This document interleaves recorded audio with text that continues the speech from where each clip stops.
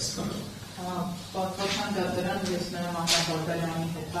ճշտեցի, որ որևէ օնլայն տարբերակ այս միջոցառումների համար նախատեսված չէ, որովհետև վերջինս բժիշկ է, որոշակի նաև հատարբեր սարքավորումների հետ կապված խնդիրներ ալինող տեղում ուսումնասիրելներ, այսօր մենք ստեղ լուրջ շարունակական կրթության հետ կապված իրեն ներսագրված է ոչ մեծ և միջին ծանրության հանցագործության կատարում։ Նշում եք ընտրել եք ամենամեծ մենք գրավ ենք առաջարկում։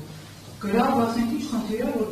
գտնում եք, որ ասենք պիտանի չի կարող ծառայել։ Այն դեպքում 23 թվականից Աննա Բադալյանը որևէ խնդիր չունեցել, որ հաստատել իմացել է, որ գործերում և իրեն բացատրվել են իր իրավունքները, որից է պարտադարձել, որ ինքը այդ կարգավիճակի մեջ գտնվել է հենց այս թվականին։ Ուստի պատվաշան դատարան, ես գտնում եմ, որ հանրային մեղադրողը իր այս քայլը ուղղակի խոչընդոտ է հանդիսանում, որպեսզի երիտասարդ մասնակիցը, որը նոր է սկսել իր կարիերան բժշկական ոլորտում, որը կարող է նաև շատ լուրջ զարգացումներ ունենա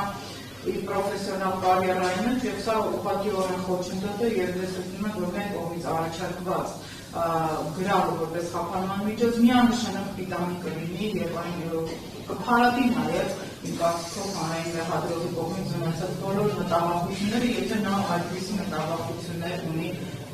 Աննա Բադալյանի հանդեպ, ով կայուն բախեր ունի Հայաստանում, աշխատանք ունի, տեղեկանքը ներկայացրել են, զավակներ ունի մանկահասակ, ովքեր հաճախում են ստեղծագործ, մանկապարտեզ, այսինքն որևէ խնդիր չի կարող ուղղակի առաջանալ, իզդատականիստերին միանշանակ որևէ խոչընդոտ չի գտնել։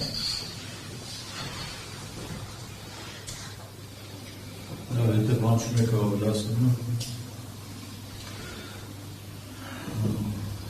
քննարկելով Պաշտպան Պետրոսյանի և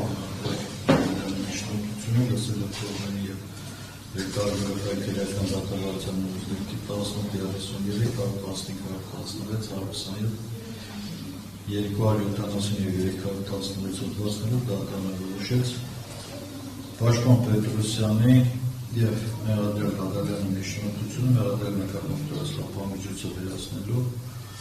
և փոփոխելու մասին մերժել մեղադրյալ նկատմամբ խափամիջոցը բացառ